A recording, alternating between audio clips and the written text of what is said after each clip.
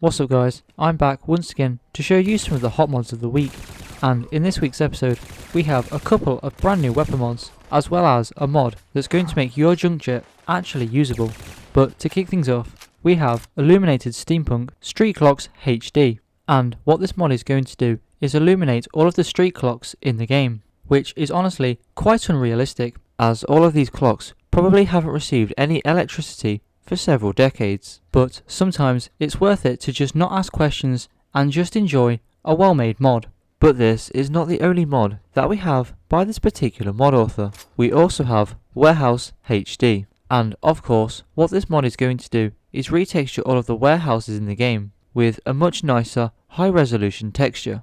And this mod is not only going to affect the walls but also the doors, the floors and the ceilings. And just like in last week's video when we reviewed Shacks HD, warehouses are another thing that you're going to see a lot in Fallout 4, especially if you're really into building up your settlements. And this week's weapon mod is the Advanced Plasma Pistol, and to get your hands on this weapon, simply open up the console and type in help plasma 4WEAP. Here you will find the weapon's ID code, and by typing player.additem and the ID code, you'll get your hands on the weapon.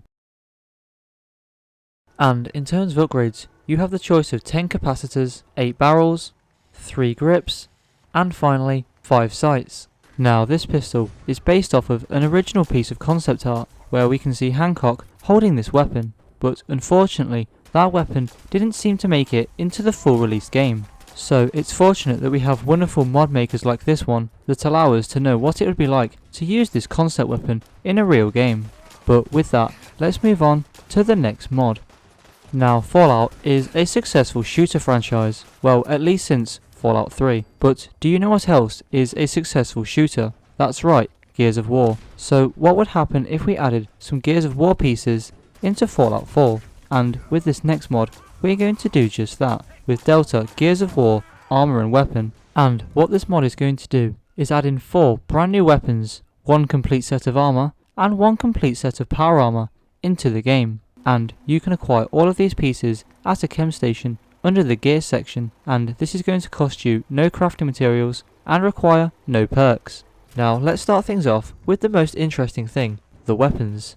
And we're going to kick things off with the revolver. And in terms of upgrades, you have the choice of 4 receivers, 1 grip, and finally 1 sight. Now the revolver is just like every other revolver, extremely high damage, but only if you have the accuracy to land a shot. Now I may not be the single most accurate person in the world, but even I can find some fun in this weapon, because when you land a shot, the enemy is going to feel it. But anyway, the next weapon in this pack is the Nasher shotgun, and in terms of upgrades, you have the choice of 5 receivers and 3 sights.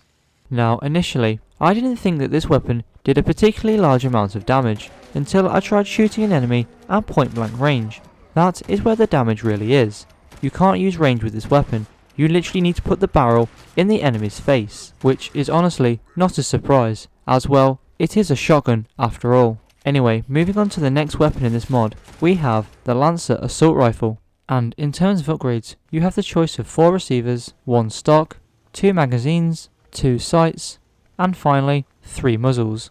Now the first thing that you may notice about this footage is that it's being shot in third person as opposed to the first person that I usually use, and this is because the assault rifle is absolutely enormous and covers up about half of the screen, probably why Gears of War is a third person shooter. But if you enjoy playing this game in third person, then there really is no reason why you won't enjoy using this weapon. And with that, that's going to bring us on to the final weapon of the mod, the Longshot sniper rifle. And in terms of upgrades, you have the choice of 4 receivers, 1 barrel, 1 stock, 8 sights, and finally 4 muzzles. Now out of all 4 weapons, I'd have to say that this one is the hardest to use. Firstly, it's a sniper, so if you miss, the enemy is going to know where you are and you need to reload before you can try and kill them again. But anyway, I think we've spent enough time talking about weapons. Now earlier, I mentioned that this mod adds in a power armor, so to get your hands on that, what you're going to need to do is equip the gears ring and open up the workbench. Here just head to the special section and you'll find the gears power armor. And with that, I think that just about does it for Delta Gears of War armor and weapons. Now the next mod I have for you is Leafblower Junkjet, and what this mod is going to do is retexture the Junkjet to look more like a real life leaf blower. Why a leaf blower, you might ask? Well, I don't know for certain, but both the Junkjet and the leaf blower do a similar amount of damage, that being almost none. Now as for files, this is going to come in one of 7 options: 1K loose, 2K ESL, ESP and loose, and 4K ESL, ESP and loose. Now when it comes to Fallout 4, if you ever get bored of the vanilla weapons, you can always download a weapon mod to spice things up. But have you ever wanted to use a vanilla weapon but just make it slightly different? And with this next mod, we're going to be doing just that, with the double barrel reload animation redone. Now this is the vanilla double barrel shotgun reload animation, and this is the modded double barrel shotgun reload animation, and this is the two side by side. So if you feel that the double barrel shotguns in your game need to be just that little bit more interesting, then maybe this mod is worth the download. And of course, the final weapon mod for this week's episode is the Modern Warfare AN94, and you can acquire this weapon by heading to the Crash Vertibird on top of the Museum of Freedom. Here you'll find a suspicious trunk containing the weapon and a small amount of ammunition. And in terms of upgrades, you have the choice of 7 receivers, 5 perks, 3 underbarrel attachments, 13 optics, 3 mags, 5 blueprints, 4 rear grips, 4 barrels, 6 stocks, 7 muzzles, 5 more perks, another 5 more perks, 5 prestiges, and finally 29 camouflages. Now I think it goes without saying that this weapon has an absolute ton of customization, so it's definitely going to take you a very long time to get bored of this weapon. But if I had to think of one complaint, and it really is quite minor, it's that the firing sound really is quite loud. But for me, that is absolutely not a deal breaker, because if I planned on using this weapon for a long time, I'd simply turn down the volume in the settings.